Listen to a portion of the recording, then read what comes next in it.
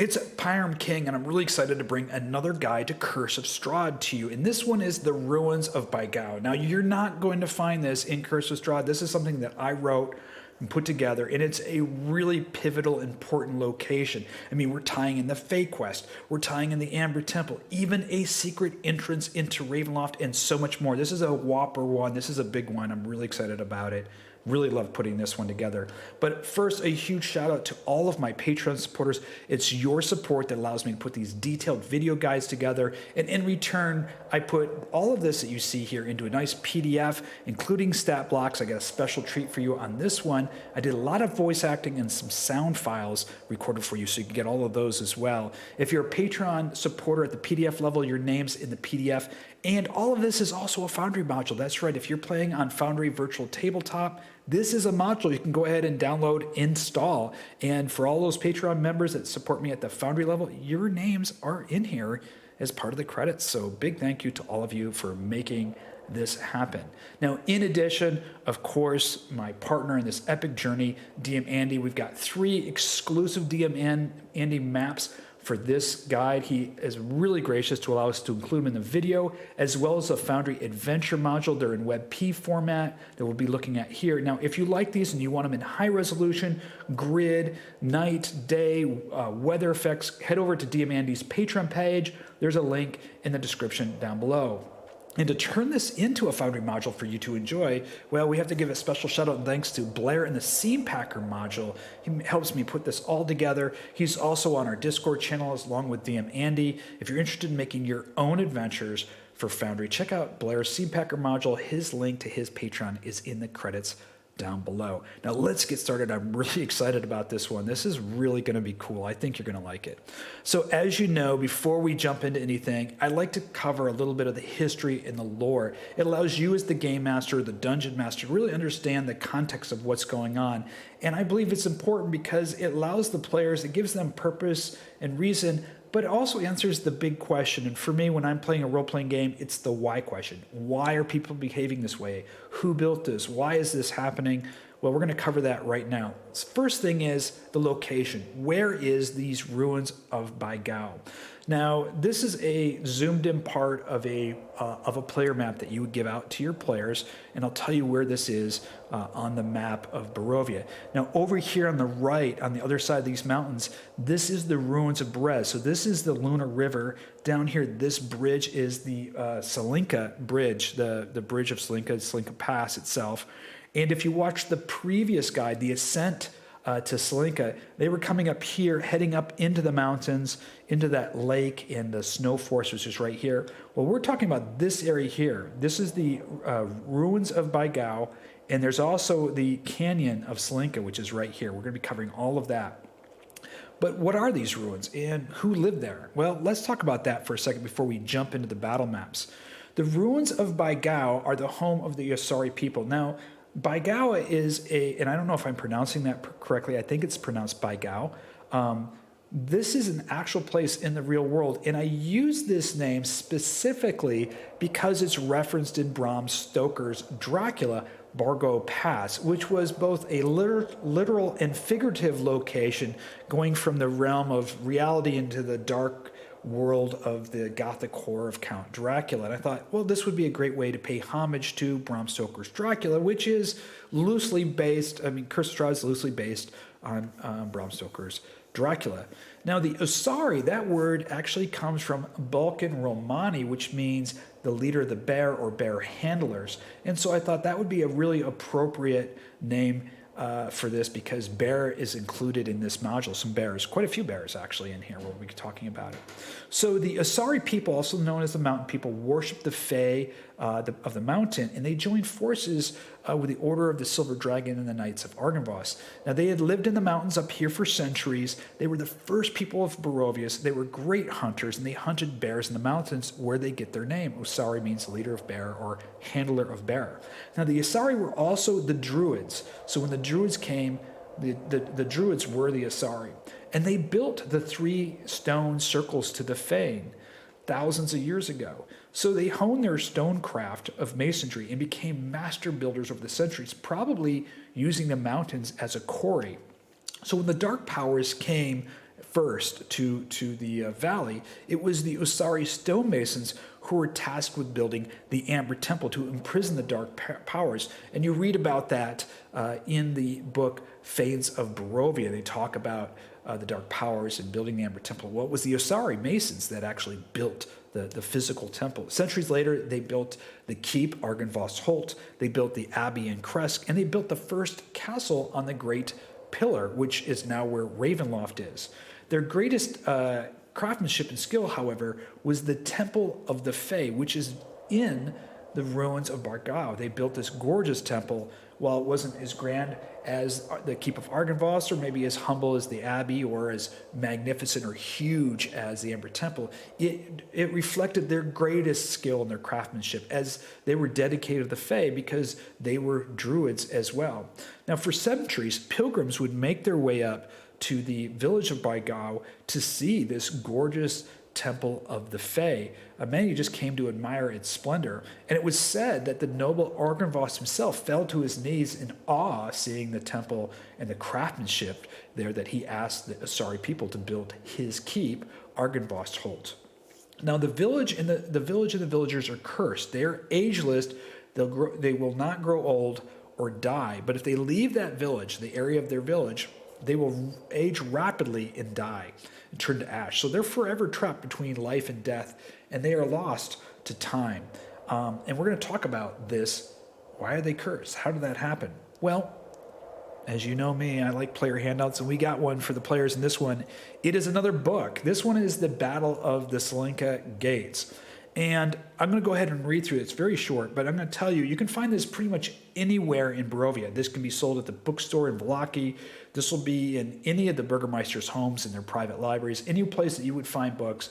This is a common book found throughout Barovia, because the book today in Barovia, even though the Battle of Tsolenka Gates took place, when Strahd first came over 300 years ago, the book is kind of a myth. It's more of a legendary myth, and it's commonly told, and people know about it. It's everywhere. So the players can get a hold of this book fairly easily. I'm going to read it to you. It's very short, but it's going to give a lot of context to everything that's going on, especially in this particular guide. So Act 1, the Shield Maidens.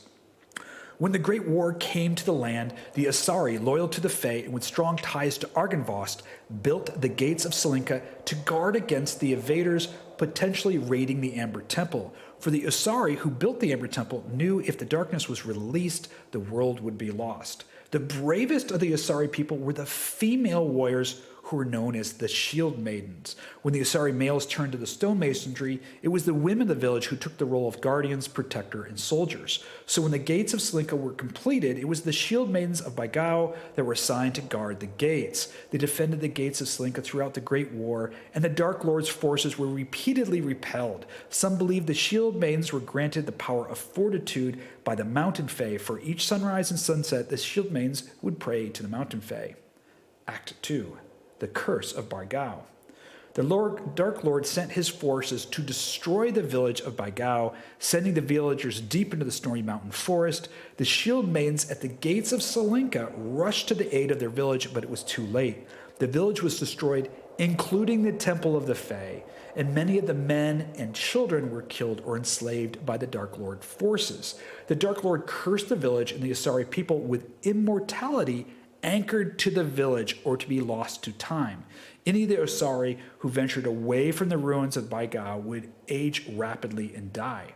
The remaining villagers were trapped in their ruined village, cursed to immortality or death if they left. The Shield Maidens knew if they returned to the gates of Tsolenka, they would age and die, but they could not leave the gates of Tsolenka unguarded. Act 3, the final act, the bravest of them. The Dark Lord's troops marched on the gates in one final act, believing it would be unguarded, or if the Shield Maidens had returned, it would be easily defeated as they aged. The Shield Maidens, along with Prince Vernon, the son of Lord Habsburg, and several of the knights of Argynvost, made a last stand at the gates of Tsolenka. It was the bloodiest battle in the Great War. The Dark Lord's forces outnumbered the Shield Maiden forces 100 to 1.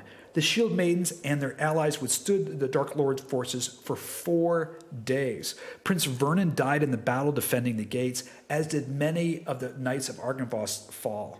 The curse took hold of the Shield Maidens, and they aged, guarding the gates and standing their vigilant watch on the ramparts. They prayed at dawn and dusk to the mountain fae for the gates to hold. On the 5th day, the Dark Lord sent his forces again to the gates in one final push.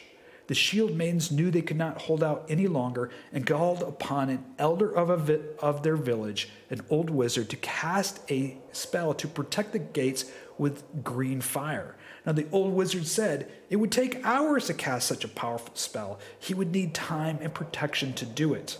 The Shield Maidens marched out of the gates of Tsolenka one last time and formed a shield wall in front of the gates as the Dark Lord forces pressed upon them in mass.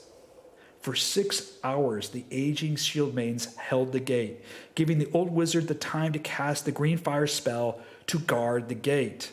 They repelled the Dark Lord's forces, and on the 7th hour, the few remaining Shield Maidens fell to their knees, no longer having the strength to wield their longswords or hold their shields. They aged well into their golden years, appearing now as elderly women. One by one, of the elderly Shield Maidens slowly fell into the snow, turning to bone and to dust. But the gates of Tsolenka held, and they were never broken by the Dark Lord's forces during the Great War. The Shield Maidens became legendary, and their story is often told throughout Barovia. Now, there's some important things in here for the players to get from here. First of all, it tells you why this village was cursed. It tells you who those Shield Maidens really were. Remember, in the previous module guide, the Ascent in Tsolenka, they run into the ghosts of the Shield Maidens. Well, now you know who the Shield Maidens are. There's some other interesting things in here. Just the story itself, the foreboding nature, the darkness of the Amber Temple, it tells you why and who built the gates of Tsolenka and why they were so important to defend. That means that Amber Temple must have some really bad stuff in it, right? If they were going to build this gates and the women, the Shield Maidens, were willing to sacrifice their lives to not let the Dark Lord's forces in, it must be pretty important. There's something else in here that's pretty interesting, the green fire. Now, when you get to the gates of Tsolenka, even in Rules as Written, there's a green fire at the gate. The players are going to have to sort out and figure out, well, now you know why that green fire is there, why it was cast there. It's still burning to this day, guarding the gates at Tsolenka Pass. So it's a really cool story. The players can read this at any time throughout the game, and as they find it, they might even find it in the village of Barovia, at the Burgermeister's house there. Really early on, they read it. It's like, oh, really cool. You're learning some history. Now, obviously, the players will be able to put it together. The Dark Lord is Strahd.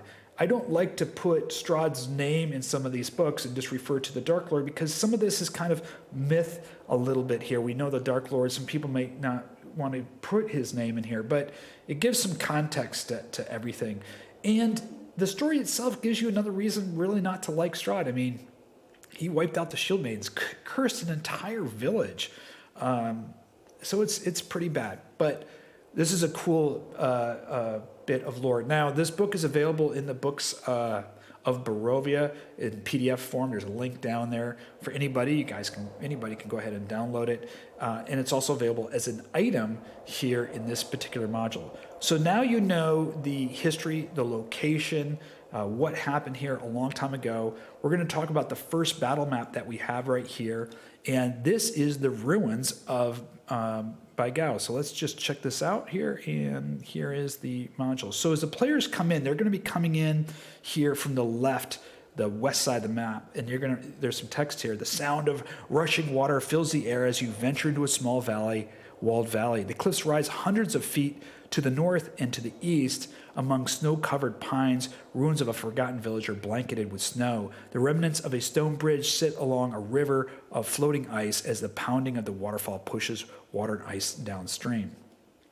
Now, let's talk a little bit about the map here. We've got this, by the way, down here. We're going to do this in a little bit. This is the Temple of the Fae. There's the 3 Fae in there. I'll just zoom in. You can see them. There's the 3 Fae statues in there.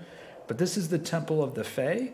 And then we have the ruined village here. This is the old ruined village in here. And we've got a couple of encounters in here. I want to talk about the encounters before we get down to the Temple of the Fae.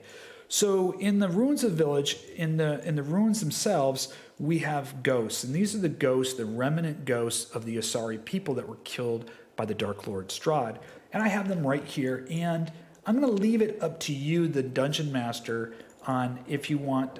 They're just ghosts, and here's the little icon that I use for them, animated with my lighting animation. If you want to include one or two of them, or how you want to bring them in the encounter, or not at all, because again, I don't know the size of the party, I don't know the level of the party, or maybe their current condition. They might be pretty tired or weak coming up through the ascent to Tsolenka, with the cold and all the stuff going on. So it's going to be really up to you. But if they wander into one of these ruins on the map, they would definitely have a possibility of running into one or two ghosts in here. And we have one ruin here to the north, and then we've got three of them over here to the east on the other side of the river. The next part of this is dealing with the river and the waterfall. There's two ways to get across this. The players could climb up this cliff here, which is about 100 feet. I'll let you go ahead and run your own type of climbing rules. As they get across, they could cross this bridge. It's about a 20-foot drop down from this wooden log, and then they can come down the other side of the waterfall. Climbing up the waterfall is, I think, is sure death. I mean, it's pounding ice cold water. It's a 100-foot drop. If they fall in, you could run some mechanics there. If they're going to cross the river here, it's 20 feet at the narrowest. I would use the freezing mechanics, as well as if you're going to say this is covered in ice and they're going to try to cover it by ice, you can use that thin ice mechanic in even the Monk's Active Tile triggers that I did in the previous module. In fact, you can just copy and paste them from that map to this one if you want to, and just put them all along here. And if they cross it and they fall through, and you can change the percentages to like 50-60% that they'll crack and the players will fall through. So run how they want to get across. Give them, this is a great way to give them a lot of creative ability to figure out how they want to cross. However, as you know, I like to layer my encounters. If they're trying to cross the river at any point, or even coming down the other side of this cliff on the mountains, I would be running a bear encounter. And I put 3 bear in here. I got each of them right here. Let me just show them to you. We've got a brown bear. We've got a black bear. Let me show you that. And then we've got, it's a polar bear, but I just call him a snow bear. And the reason I included 3 different bears is they're all slightly different stat blocks. You can bring in 1 to 4 to 5 bears if you want to. This allows you to customize something for the size and the experience of your party. But the way I would do this is right in the middle as they're trying to cross this river or try to cross the cliffs. That's when I would have the bear encounter. As soon as like the first 2 or 3 players get across the river or down the cliff, the bears attack. And so I like to layer encounters to complicate things. So the players are already trying to go through something complicated, trying to get across this river or this cliff, and all of a sudden the bears now pounce on them. It really amps up the stress and the excitement of the encounter. Now, one of my suggestions, if my players were going to start climbing the cliff or crossing the river, I would ask them to roll initiative as they proceeded. Now, they might go, well, there's no combat encounter. The reason I would want them to roll initiative is I would call it as an event, and the time sequence of initiative to solve a problem doesn't have to be 6 seconds. You can say, we're going to roll initiative, and each player has, in game time, about 5, this whole round is about 5 minutes. And so it's them to discuss how they're going to try to get a rope across, or how one player, and each person gets a discrete turn and action to describe what they're doing. They could say, well, I'm just going to be waiting on waiting here for somebody else to do something, go to the next player. But this allows each player to get a turn, describe what they're going to want to do and how they're participating in there. And you want to do that whenever there's going to be a chance of consequence. Obviously, climbing up the cliff or going across this log or crossing the river, there's consequences or potential consequences to action. It also allows you to add a creature or a combat encounter very easily. So you've got the combat encounter already running. You could just add in the bears on an initiative count of 1, and then you can say, hey, as you climb down the cliff, you hear some noise in the tree over here, and then you can just have one of these bears over here and just say, and a bear comes out, and the bear, they're already in combat initiative, right? They've already rolled initiative, so they already know the initiative. and then you just add the bear in there. So it's a way to kind of, instead of telling them to roll initiative when the encounter starts, they've already rolled it. So they're already in their actions. Now you're just speeding up time to that 6-second combat encounter.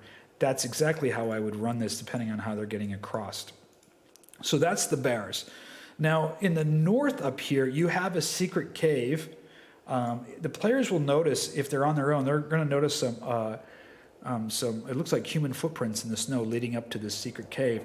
If Bogda's with them, he's going to tell them, be careful of going into the ruins. There's ghosts in the ruins, and bears are often on the east side of the river, looking for food. So he's going to know about the ghosts, and he's also going to know about the secret entrance to the cave. The secret entrance takes Bogda and the players to the hidden village of Bargau. We're in the ruins. We're not in the hidden village. The villagers have hid since Strahd destroyed their village, hiding from Strahd and minions for centuries. We're going to go there in just a little bit. So if the players, if Bogda's with them, he's going to tell them. If they're not, the players are going to see some paths leading up to the cliff. You can have them roll a perception check. I think I have it as a DC 15, and they're going to find a secret entrance that leads through a cave into the hidden village. Now, with all of that out of the way, let's discuss the Temple of the Fae. And this is using, for Foundry users, I'm using Monk's active tile triggers for this. I've got 3 of this here. We're going to zoom in and see this. And here's the Temple of the Fae. And when the players get over to the temple, you're going to say, the old temple lays in ruins. The stone walls lay haphazardly in the snow, and one can see the exquisite carvings and craftsmanship made centuries ago. Among the ruins, untouched, stand flawlessly are 3 elegant statues. Here they are, the 3 elegant statues of women whose beauty is beyond compare. They could only be the 3 Fae. They stand where a small vestibule once stood, as the walls now crumbled about them, covered in snow. So this was kind of like this circular area where the 3 statues would come. You can imagine people would come in here and see these gorgeously carved statues. I can imagine. If you've ever been to Bruges, they got the Michelangelo's statue in there, and you go in through the church and you see the statue up there. I imagine that with some gorgeous old temple with these statues, but the statues look immaculate, and you're going to find out why later. Now, this is actually an interesting encounter. If the players have already recovered one of the gems, or 3 of the gems, all of them, the spirit of the Fae will materialize in the statue and do several things. It's going to tell you where the stone circle is. It's going to tell you how to do the ritual, where to place the gem, and it's also going to tell you the poem. So they're going to tell you everything you need to do if you get the blue gem, red gem, or green gem, where the stone circle is, what to do at the stone circle, to read the poem. They will materialize, and you've consecrated the Fane stone circle. Now, this is what happened. I've automated this. I've got all the words here. I've automated it. The sound files, again, are made available to the PDF as well as the Foundry people. I'm going to do each one of them here. So if it's the Forest Fae, this is what's going to happen. You're going to double-click on this. This is a Monk's active tile. This is only for the GM when you double-click on this. You have come far. Guard the green gem with your life. Bring a tribute to the Fane behind the old windmill along the forest. Place the green gem on the altar in the cave under the Fane with the tribute, and recite the Forest Fae poem, and I will appear. Orpheus, with his lute-made trees, and the mountain tops that freeze, bowed themselves when he did sing to music, plants, and flowers, even sprung a sun and showers. There had made a lasting spring. Everything that heard him play, even the billows of the sea, hung their heads and then lay by, and the sweet music is such art, killing care and grief of heart, fall asleep, and hearing die. That's the poem, Forest Fae poem that the players will have to recite once they place the green gem on the altar in the cave. That's the Fane behind the bone grinder. They recite the poem and they bring the tribute. The Fae will reappear, and the stone circle, the Fae, will be consecrated, and you've brought the Fae back. By the way, that's from Orpheus by Shakespeare. The next one up, we'll do the Water Fae. You double click on it. You have come far. Guard the blue gem with your life. Bring a tribute to the Fane along the Luna River near the ruins of Bargau. Place the blue gem in the center of the circle between the 3 glyphs and the tribute. Recite the Water Fae poem, and I will appear. I come from haunts of coot and hern. I make a sudden sally, and sparkle out among the fern, to bicker down a valley. By 30 hills I hurry down, or slip between the ridges. By 20 thorps a little town, and 100 bridges. Till last by Philip's farm I flow, to join the brimming river. For men may come and men may go, but I go on forever. So that poem is by Lord Tennyson. I thought it was appropriate for the Water Fae statue. So if you have the blue gem, she's going to materialize, the spirit of her will materialize, and she'll tell you everything you need to do to consecrate the Fae Stone Circle and bring the blue Fae back, who we know is the Swamp Fae Baba Lysaga. Last but not least, we have the Mountain Fae. We'll do that one here next. I did a little bit of different voice for each one. This next one sounds a little bit like Kate Hepburn, if you know who that is. She's an actor from the 40s. You have come far, guard the Red Gem with your life. Bring a tribute to the Fane at top of Yester Hill. Place the Red Gem in the ground with the tribute, and cover with the flat glyph stones, and recite the Mountain Fae, and I will appear. Loud without the wind was roaring through thy autumnal sky, drenching wet, the cold rain pouring, spoke of winter nigh. All too like that dreary eve did my exiled spirit grieve. Grieved at first, but grieved not long. Sweet, how softly sweet it came. Wild words of ancient song, undefined, without a name. So that was the first stanza from the poem, Loud Without the Wind Was Roaring, which I really enjoy. And I thought that fit really well with the Mountain Fae. And so did Kate Hepburn's voice. That was my shot at Kate Hepburn's voice. I thought was appropriate. And we know, surprisingly, when the Mountain Fae materializes, we know that she is actually Madame Ava when she materializes. That's a big shock for the player. So when they consecrate her and they see her appear, and then she slowly morphs into the Mountain Fae, that's pretty cool. We're going to cover about the blue hidden gem here in a little bit. So that tells you everything you're going to get in the ruins here. It's really cool. You've got the ghost encounters in the ruins. You've got the bear encounters trying to cross the river, and also going to the Fae Temple, which the players may visit later if they find the red gem, all of that. But next up, we're going to go ahead and jump into the hidden village. So let's do that. We got another hidden village map here. And here we go. Activate the hidden village.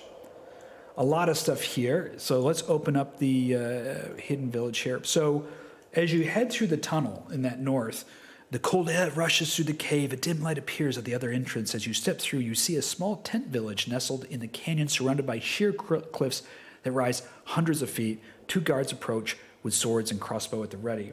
So this whole valley is where the tent village is in this canyon. There's sheer cliffs. There's only one way in and out, and that's the hidden cavern. The villagers, the Usari, have moved here centuries ago, away from the ruins, always afraid, of what Strahd had done, thinking that they're cursed. They've been living here for centuries in this tent village. Now, if Bogda is with the party, he will lead them here, and at first the guards won't recognize him, but he'll easily convince them who he is, and then they'll lead them to the main tent, to the leader's tent, which is right here. If not, the guards will take them to the leader's tent. I put a little thing on here. You can see what a leader's tent is. We'll talk about the Elder's Cave in a second, but let's close in on this leader's tent and follow this up. I got a Theater of the Mind map for the leader's tent. We'll just activate here. And here's the leader's tent. We've got 3 people in here, and let's talk about each one of them. So as you enter into the leader's tent, its large area has an area to meet others as well. It's well appointed and inviting.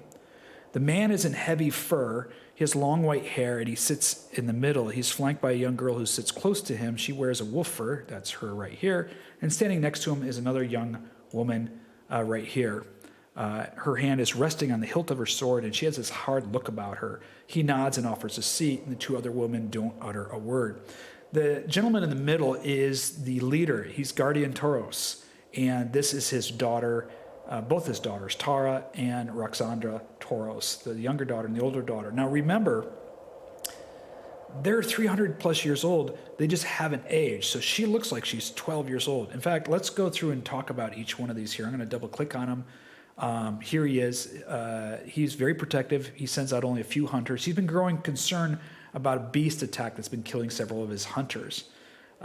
His daughter's right here, and she looks to be 12 years old, but she's very mature for her age because she's really 300.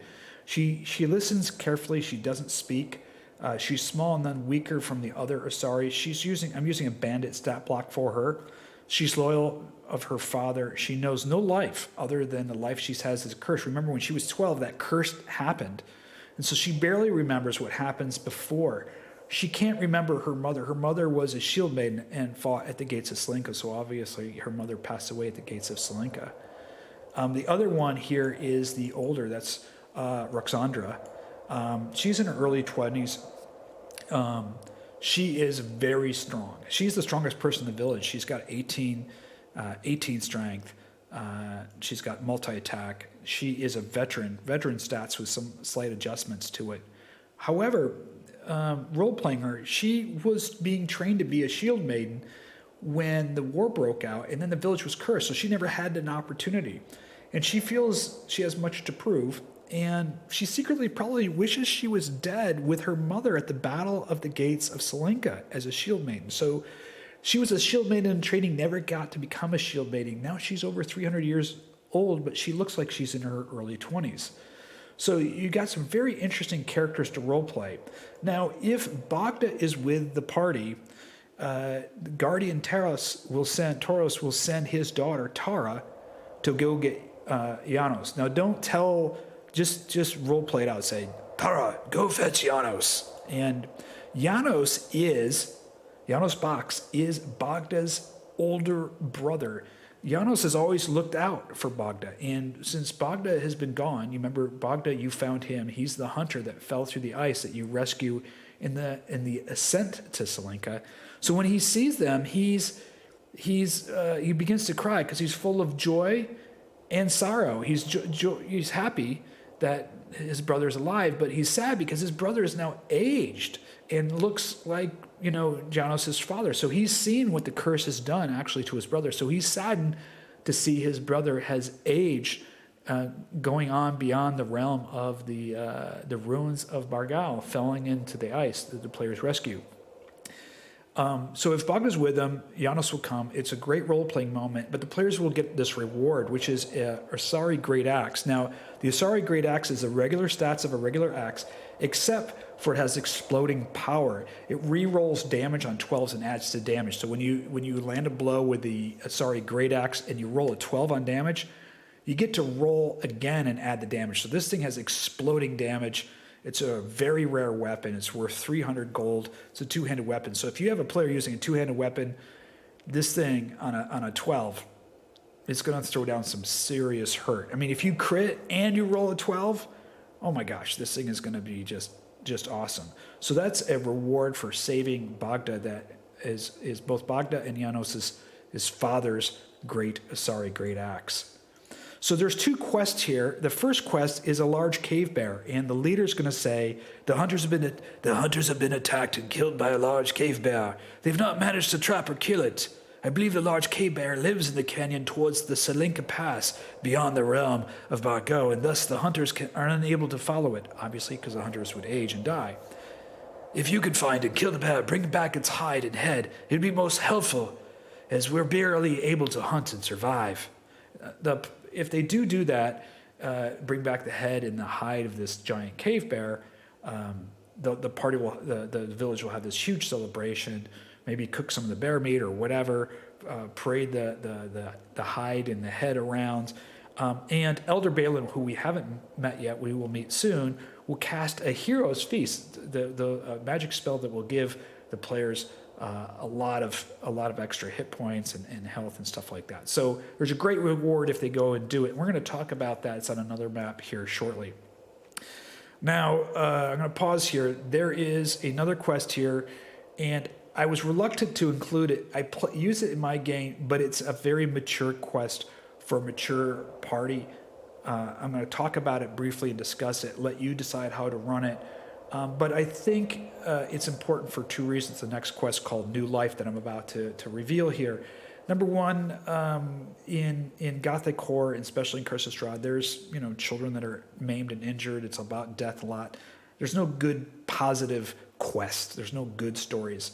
In addition, there's no real romance or any relationships with the players and the NPCs. So I introduced this into my quest, into my campaign, because it fit really well with the curse of these people. And it's called Quest for New Life. And again, it's mature content. You don't have to run it. It's the sensibilities of your table. I'll tell you how and give you some suggestions. It leaves it wide open for you. The Asari people are cursed. They have stopped aging. Their population has dwindled to a handful. The party is the first time outsiders have been in centuries. While inappropriate, Guardian Tauros will mention this to the party and is fearful that his people will eventually die out. So they're dying through attrition. If they leave and go hunting and that cave bear kills them, there's no new Asari people. And he's fearful they will die out if they're not able to bear and raise new children. He's embarrassed, but if one of the party members would be interested in bonding with one of the willing women of the village, perhaps a marriage ceremony or something, it may bring hope. And he's not sure if this will work, for no woman's been able to bear children since the curse. This allows you, one of the players, to have a role-playing, a romantic. You could even have a bonding or some type of druid or whatever you would feel is appropriate as kind of a Nordic Usari bear hunting wedding ceremony, or incorporate some of the stone masonry stuff into it. It is a mature theme. Any of that content I play off-screen, fade to black. I don't role-play that stuff out.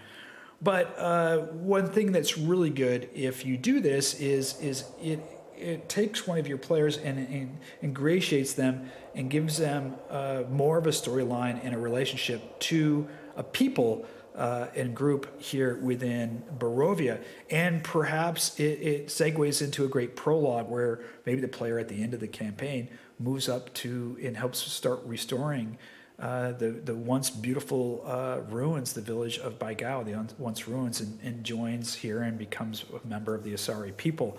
If you do role play this, what I would do is, as a party goes to the Amber Temple, when they come back, they tell them she is with child, and there's a huge celebration at that moment. So it's a positive, uplifting moment when the players come back from the Amber Temple. They realize that the women still can have children. The Asari women can have children. They just aren't able to bear them with fellow Asari men, and it brings it back. Now, I would use one of the Asari women tokens. You can change the name, put in your own backstory. What I did in my campaign, my paladin had a Nordic type background, kind of a Nordic Viking background, and so he really related to these people living in the snow conditions, hunting, their strong kind of will and fortitude. And so it all played off screen, but when they came back, she was with child, and it really helped create a unique bond and relationship between the player and player character and the Asari people in there. Note, if the Fays are restored and Strahd is killed, the mist is lifted, the curse will end at that point as well. So that's the new life quest. Again, it's mature content. You might not want to include it depending on the sensibilities and who your players are in your particular game. Excuse me. Okay, so next up in the hidden village is we have this. These are all caves over here. I mean, these are all tents, and we've got just the other Usari men and women living here. There's the main tent. Then we've got this one tent over here, and the tent is attached into this cave. And that is the Elder's Cave here. And before we get to the Elder's Cave, let me bring it up for you. I got a Theater of the Mind map for the Elder Cave. And we'll activate that. And we have Elder Balan. He lives in the tent. He spends a lot of time in this cave. There's a tree, this glowing, interesting tree in here. So why don't we talk a little bit about Elder Balan? We'll talk about his biography and a little bit about who he is before we go through here. Now, this NPC is one of the most pivotal, important NPCs in all of the campaign for the players related to the Fey Quest, Ravenloft, and the Amber Temple. Elder Balan is older than any of the other Asari. His actual age is unknown, But he has been in the valley since the time of the Fae and the building of the Emperor Temple, so he's at least 800 years old. Perhaps he was the wizard who cast the green fire spell at the gates of Tsolenka. I'll leave that up to you, including that lore. To the Asari, he is their elder and a wise man and a healer. He's friendly and he remains to himself. He is a secret mage with very powerful spells. However, his spells are not for attacking, they're for healing, knowledge, and protection. He does have the Revivify spell, which is the only spell that I did change for, rather than being 1 minute, he can revivify somebody within the last 24 hours. And the Revivify spell, by the way, is very interesting because it fits really in to the storyline. We'll talk about that in a second. He's a wise man of Barovia and will provide a lot of answers for the players about the Temple, Ember Temple, Ravenloft, and the Fae quests. He can also heal the party. He can offer them aid.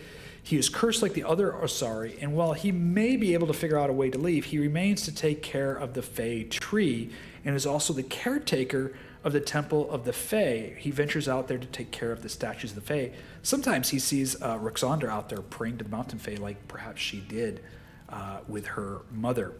Now, he is close with Tara, the younger daughter. She comes to him to hear stories about her mother since her father never speaks of her. Balan tells her stories of her mother and how she was once the great leader of the Asari and the bravest of the Shield Maidens. Tara never grows tired of hearing these stories about her mother. Now, Elder Balan is secretly training her to be the next elder of the village, which she's not aware of. So he's slowly teaching her some secrets. As she comes to visit him, he's telling her about some spells and stuff like that. Because Balan knows that his time here is approaching its end. If the Fanes are consecrated, Strahd is destroyed, the mists are lifted, he will plant the last of the Fae trees in the forest and disappear, and his time here in Barovia will be over. Now let's talk about him. He's a mage stat block, but he has a pretty impressive list of spells. He's a 10th level spellcaster. He has no attacking spells, so you can see a lot of spells in here are, detect magic, mage armor, cure wounds, detect evil, false life, identify. He has Arcane Lock, Calm Emotions, Silence, Speak with the Dead, which is useful, Tongues, Revivify. Now, the Revivify spell fits really well into this because remember, the Revivify spell can't return a life to a creature that has died of old age. Remember, the curse is old age. You leave, so they bring back one of the people that have died of old age. He can't revive them. He can't restore missing body parts. But if somebody comes to them that's died in the last 24 hours, he can restore them to 1 hit point. So the Revivify lasts 24 hours, died within 24 hours. That's the only change that I made.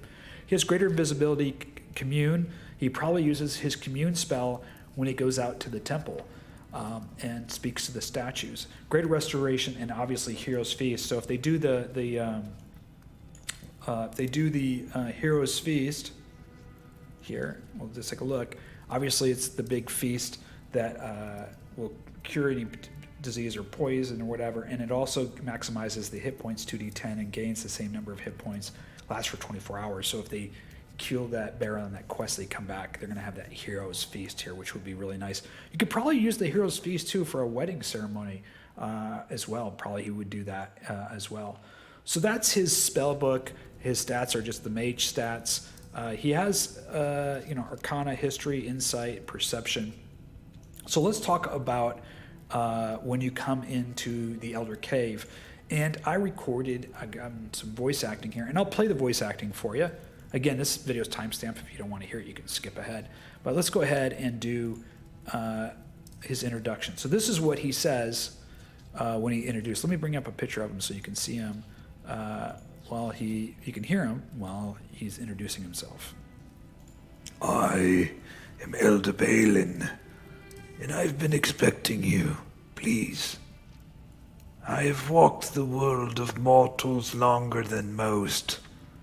I have seen darkness, have paid in blood and tears, and have remained vigilant in life to see the day the Fae return. As I live, so does hope they shall return. Here before you are the last of the Fae trees, which once thrived across the valley. They were as old as the land itself, even older than the Fae. When the first kings arrived, The old Fey tree was harvested for the finest weapons and crafts the king's gold could buy. In a century, not a single Fey tree remained in the valley, save one. This one here. I planted this tree and have taken care of it, for it is the last of its kind. When the Fey return, it will flower and seed. I will plant the seeds under the shadow of the mountain and the old pine forest. There the Fey tree will thrive and grow once again in the valley. The Fey tree binds the natural forces together between animal, mineral, and plant. Its roots dig deep to tap the minerals.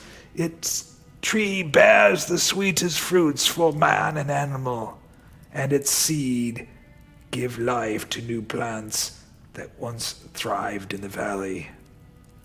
The tree still has life, but it has faded over the centuries, waiting for the Fae to return. Find the gems, restore the Fanestone circles, and the Fae will return to help rid these lands of this evil. Now, how may I help you? So that's Elder Balan's introduction. You learn about the Fey tree. You learn a little bit about who he is in there. I have that entire thing that I just voice acted typed out here.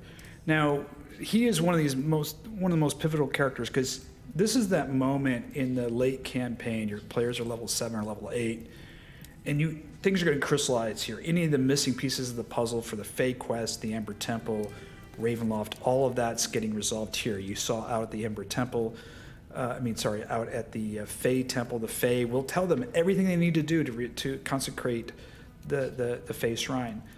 Here, Elder Balan knows where the Red Gem is. He also knows stuff about the Ember Temple, and we'll talk a little bit about the Blue Gem as well. So, in the Fey quest, when they're looking for the Red Gem, they're going to be sent to the Wizard's Tower, and there's a clue that the Wizard left on some importance towards the Ember Temple. You don't know really much more than that. You're going to get to the Wizard's Tower, and then the Wizard's Tower is going to direct you up towards the Ember Temple. Maybe the stone's there. He knows where the stone is, and he's going to tell you. So I'll just play that right here, the Red Gem.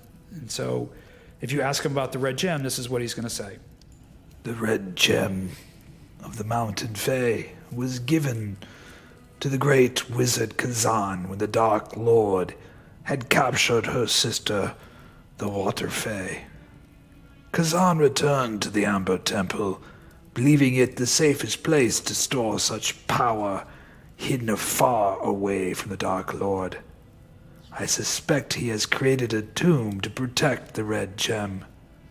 It has been centuries since I have visited the Amber Temple, but there was an unfinished crypt that was created to store more amber sarcophagi and imprison dark powers should they ever return. I would venture there to search for the Red Gem.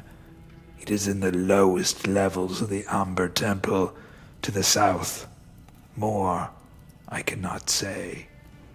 So when you get to the Amber Temple, you're going to realize in the second level, lower level of the Amber Temple, in the south, there's a bunch of catacombs that are empty. That's where the Red Gem is actually hidden. When you ask him about the Amber Temple, he's going to have some things to say about that as well. So we'll go ahead and play that for you, about the Amber Temple. The first time darkness came, the Fae imprisoned the darkness in the amber deep in the mountain. A prison was built. Some call it a temple, but it only serves to imprison the darkest of powers the world has ever seen.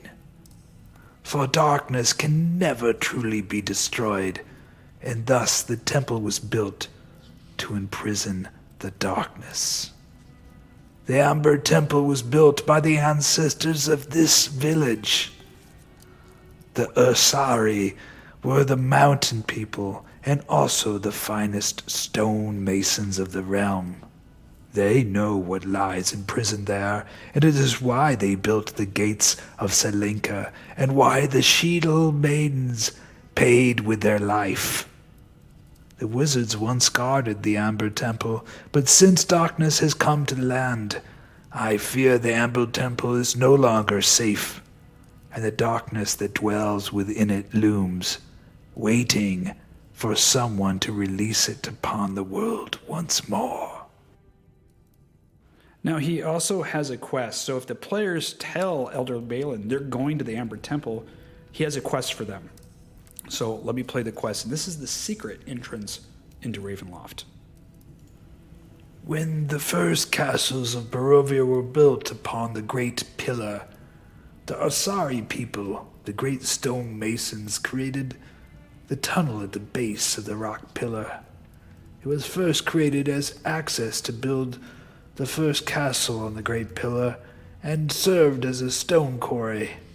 However, the Asari dug too deep, and some believe it was the Asari that accidentally released the first dark powers into the land. Perhaps they did find something, yet no one knows for sure. The tunnels were sealed, and for centuries they remained unknown. Even Strahd has no idea when he began the reconstruction of the castle and the building of Ravenloft. There may still be a secret way into Ravenloft. Yes. Find the plans for Ravenloft. They are somewhere in the Amber Temple. The great wizard Kazan had taken them and hid them in the Amber Temple, perhaps in hopes of finding a way to usurp the Dark Lord. Bring me the plans. I will be able to show you the entrance to the cave and where it may lead into Ravenloft. So you have a quest as well, and that's a whole nother module and guide. So the actual Pillar of Ravenloft, there's a secret tunnel and cave. It's a whole session and adventure in there, and then you come up somewhere within the dungeons and the catacombs into Ravenloft. So it's an alternative entrance into Ravenloft that he can show you. Hidden in the Amber Temple are the old plans to Ravenloft. If you bring them to you, he can find you in there. Now, if you've gone back and looked at the Fae quest, you know that there's 3 stones. The green stone was obviously given to the were-ravens, who hid it at the Wizards of Wine. If you watch that guide, the druids take it and they take it to Yester Hill. The red stone we know is hidden in the Amber Temple by the Wizards of Kazan. What we don't know, and this is really up to you as the dungeon master, is where that blue stone was hidden. There were 6 different alternatives of where the blue stone could be hidden. Elder Balan knows of 5 of those locations or clues to help you find the final blue stone. One of them is actually here in Bargau. So we'll do that one first. So if you come to him and ask him about the blue stone, if you've gotten the clue from Madame Ava that the blue stone is here, the elder knows about it, this is what he's going to say about the blue stone. I know of the blue gem, but first, you must prove your loyalty and commitment to restoring the Fae. Go, now, to the Amber Temple, find the red gem, return, and I will tell you what you seek. So he's not going to give you the blue gem right away. You got to go to the Amber Temple and get the red one. Obviously, he has a story about the Amber Temple and knowledge about the red gem. When you return with the red gem, he is going to give you the blue gem, and this is what he says. Brave souls indeed. You have returned from the Amber Temple and proven your loyalty by obtaining the red gem. Now, here, step closer, and I will whisper to you what you seek. The blue gem is located in the ruins of the Temple of the Fae. Go there, stand before the statues of the Fae, and whisper the following, and the blue gem will appear. For whatsoever from one place doth fall is with the tide unto another brought. For there is nothing lost that may be found if sought. Now that's from The Fairy Queen by Edmund Spenser. I thought it was appropriate for this. So if you bring back the red gem and you prove to Elder Balan that you were able to obtain it, he's going to tell you this. And when you go out to the Temple of the Fae, you can recite this, and the blue gem will appear. It's actually an item that the players will get. Here's the blue gem right here. And ironically, since you're standing there with the blue gem, then you can the water fae spirit will materialize in the statue and tell you what to do with the blue gem, where the stone circle is, and the poem to recite it. Same thing with the red gem. Obviously, you're going to have the red gem if you've got the blue gem. The mountain fae will materialize in the statue, tell you where the stone circle is, what to do with the stone circle with the red gem, and also recite the poem to you that you need to say to materialize, to have the mountain fae materialize. Now, if you've hidden the gem at Argynvostholt, Ravenloft, the Abbey, or in the Gitrog cave, he also has the information of those. And I'll go ahead and do here. The first one is Argynvostholt. There was no love lost between the knights of Argynvostholt and Strahd. When Strahd struck down the knights, the revenants of Argynvostholt rose from the dead to seek their vengeance. It is said the revenants of Argynvostholt took the blue gem as a final rebuke against the Dark Lord. Seek the revenants of Argynvostholt, for they have the blue gem you are looking for. If it's hidden in Ravenloft, which is actually in the crypt of the Queen, this is what he will say. The bond between mother and son is strong, even for those who walk in the shadows. Strahd had always been seeking to restore his mother and believed the Faes had the power to restore life if he could collect them all. Seek her crypt in Ravenloft, and you shall find the blue gem. He knows information if you hide the blue gem at the Abbey. The sad story of Petrina, another of Strahd's vampire brides, who was killed by her brother to save her. She had worshipped the water fae in life and knew the location of the blue gem. Seek her brother, a dusk elf.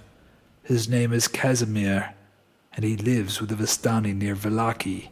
He may know more. And the last one he knows about is the Gitrog here, and I'll do that one. A story shared around campfires, even among the Vistani, that a giant frog called a Gitrog swallowed Strahd's soldiers and the blue gem, never to be seen again. The Gitrog is known to lurk in the waters of Lake Zarovich. Find the Gitrog's lair, and you may find what you are looking for.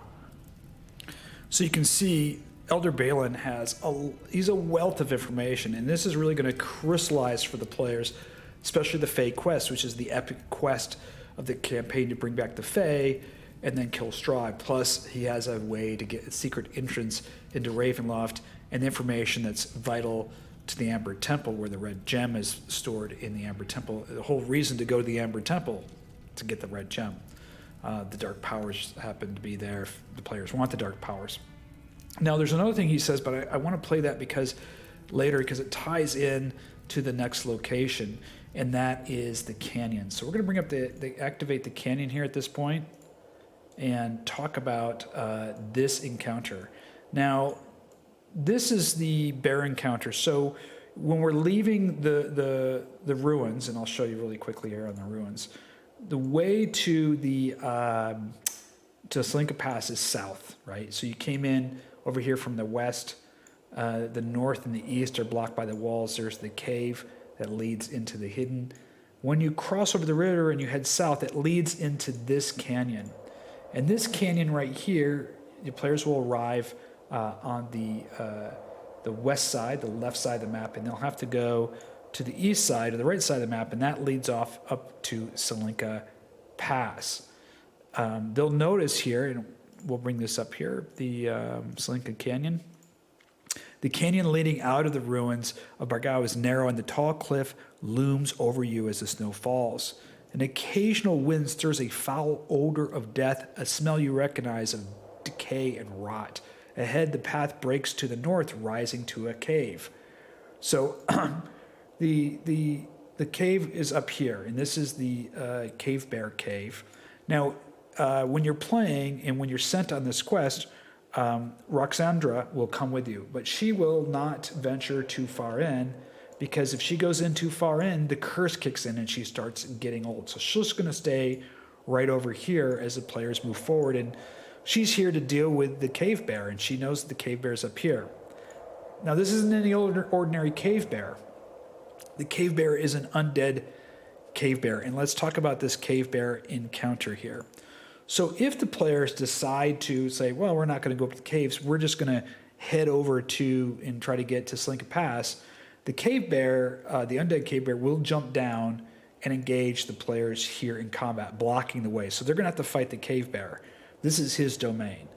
If they decide to head up to the cave to deal with the cave bear, he's going to jump in behind the players and attack the players from behind. So I'm going to go through and show you the dead cave bear stats. They're also in the PDF as well. The dead cave bear is pretty strong. It's 10d10 plus 50 hit points, so it's going to be 100, right around 100 hit points. 20 strength, 18 dex, 20 constitution, not intelligence, charisma's low, 12 wisdom, has a perception of +4 on a perception check. Now, the cave bear has some unusual features. It is undead, and we're going to find out why it's undead and what's going on. It ties into some interesting information. It has multi-attack, a claw, and a bite, and it has some special features. Now, I'm going to show you how I would run this cave bear attack at the first, whether it jumps down or it's up here. Before I run initiative, the players, let's say, are coming up to the cave, and their players are up in this area. The cave bear is going to jump down, and the first thing he's going to do is he's going to do his first roar here. The players are going to have to roll a DC 18 wisdom save. If they fail, they're going to be frightened. They can repeat that each one of their turns. So that's the first thing that's going to happen. The next thing I would do is I would do a modified version of this charge. The cave bear charges towards the closest player. It's not an attack with any damage. It is just to knock down the player. So the player, he's going to hit the player. The player is going to roll a strength save, DC 12. If not, the player is knocked down. At that point, I would say roll initiative, and I would run initiative at that point. But I would have this as, the bear jumps down, it roars, it charges the players, trying to knock one down, and then roll the encounter. Because you want this to be shock and awe. This is a shock and awe attack that the cave bear is doing.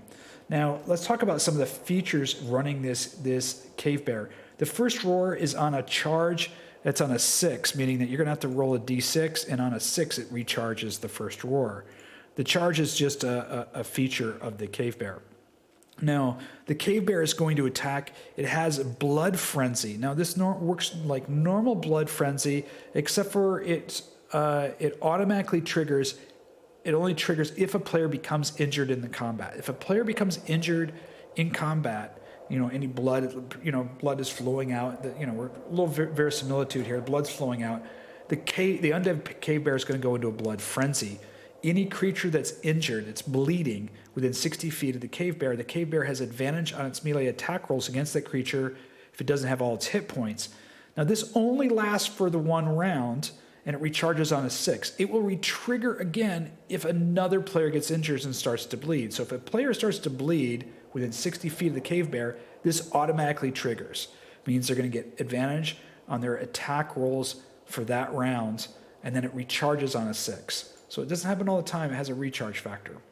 The cave bear also has Rampage. If it reduces one of the players to 0 hit points on a melee attack on its turn, it can attack as a bonus action, move half its speed, and make a bite attack again. So it's pretty ferocious. I mean, the damage on this thing, it's a +7 to hit. On its bite, it's a 1d8 plus 5 piercing, and the claws are nasty. They're 2d6 plus 5 slashing. There's a good chance that one of the players are going to go down, and that brings in the Revivify spell, right? If they can get the player back to Elder Balan, he can revivify them within 24 hours. So there's the Revivify spell there. It's an undead cave bear, so it has undead fortitude. If you take it down to hit 0 hit points, it gets to roll that Constitution save. DC is the +5 plus the damage it's taken. If it beats that, then it's 1 hit point. It's still up. So that's the cave bear in here. Now, the cave bear has a special feature when it's killed, and that is the death burst. The death burst here is like a normal death burst. It'll blow, and what you want to describe it explodes in a burst of amber dust. All the players within 5 feet must roll a DC 10 Constitution save, otherwise are blinded for 1 minute. But there's something interesting that you're not going to tell the players. If the players fail that DC Constitution saving throw, they're going to be permanently affected also by that amber dust, and they will have disadvantage when trying to resist any of the dark powers. So this amber dust will get in them. They failed the Constitution save. They're going to be blinded for a minute. Then they'll get over it. And then you won't tell the players. It will only be revealed when they get in the Amber Temple facing the dark powers. If they try to do any resistance to any of the dark powers, they roll a disadvantage. So this is kind of one of these secret hidden things that will reveal itself, and the player that failed the Constitution save throw here is going to be in for a big wake-up call if they're going to try to resist any of the dark powers in the Amber Temple, which we will cover when we get to the Amber Temple module. So that's kind of a cool secret hidden feature of the Undead Cave Bear. Now let's talk a little bit about Ruxandra in here. Ruxandra will attempt to engage. She's going to stay over here, but as soon as she hears the dead cave bear, she's going to rush to aid. So I would bring her here on an initiative count of 1. At the end of the round, when she hears the cave bear attack, she will rush up. She'll be moving her maximum movement distance. She does have cold resistance here, and she's immune to poison and disease, as are, by the way, and I didn't mention that, I'll go through that as well, as are all of the Usari. They speak Usari in common. They're immune to poison. They have resistance to cold.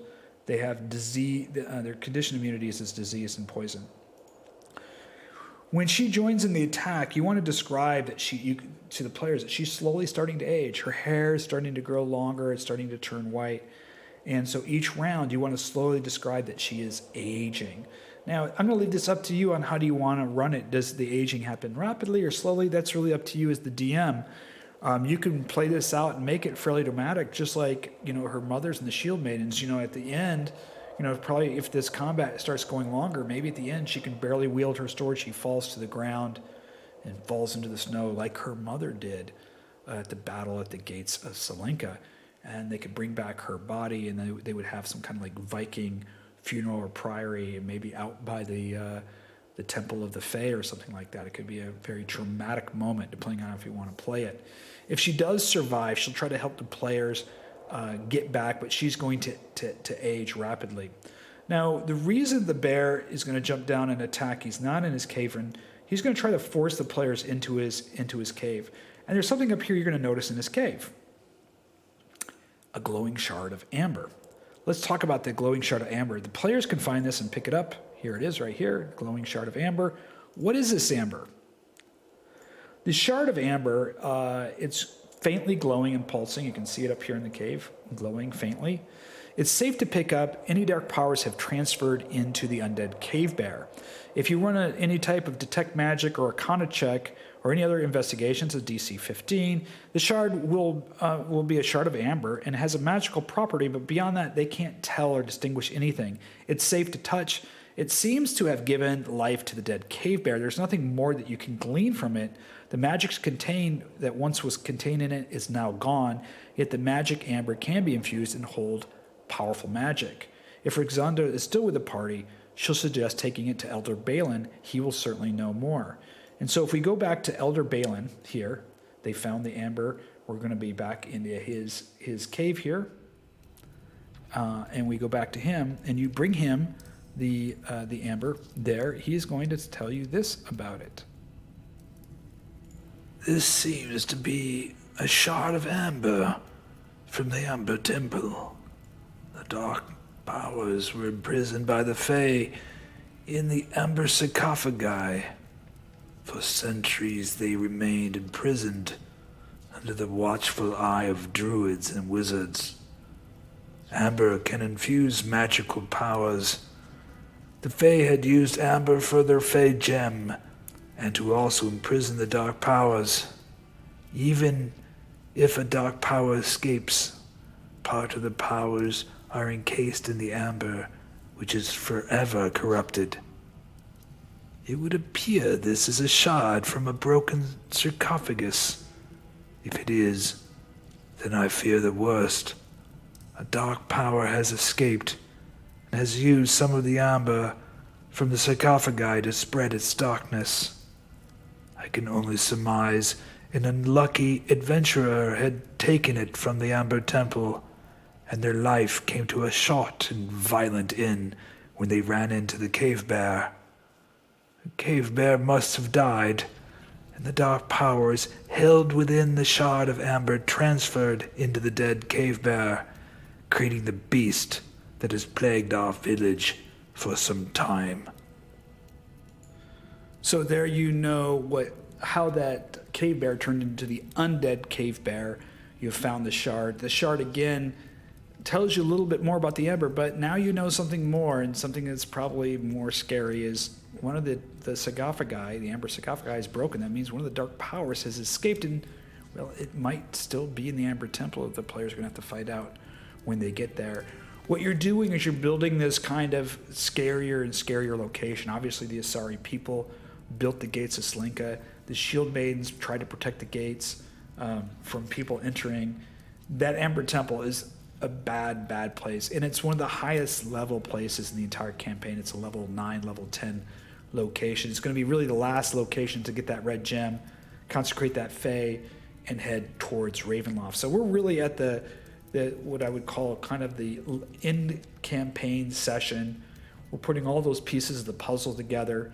Elder Balan, as you can see with all his spells, is not only going to be super helpful to the players with some of these spells, but with his knowledge base, he's going to be very, very helpful to the players for the Fae quest, getting into Ravenloft secretly through the secret entrance, as well as the Amber Temple. So this is a really quintessential, important area. I really enjoyed writing this and putting this together. I really hope you enjoy it too. Oh, one last thing here. There's a whole section I put in here on all the Asari villagers, as well as Master Balan and all this, so you can get some more information on how to roleplay them. I hope you really like this. If you did, please smash that like button for me. Please subscribe. You'll get updates when I release more guides. If you're interested in the PDF guides or the Foundry Adventure modules, you can join my Patreon. There's a link down below. Until next time, this is Parm King, and may all your roles be critically successful.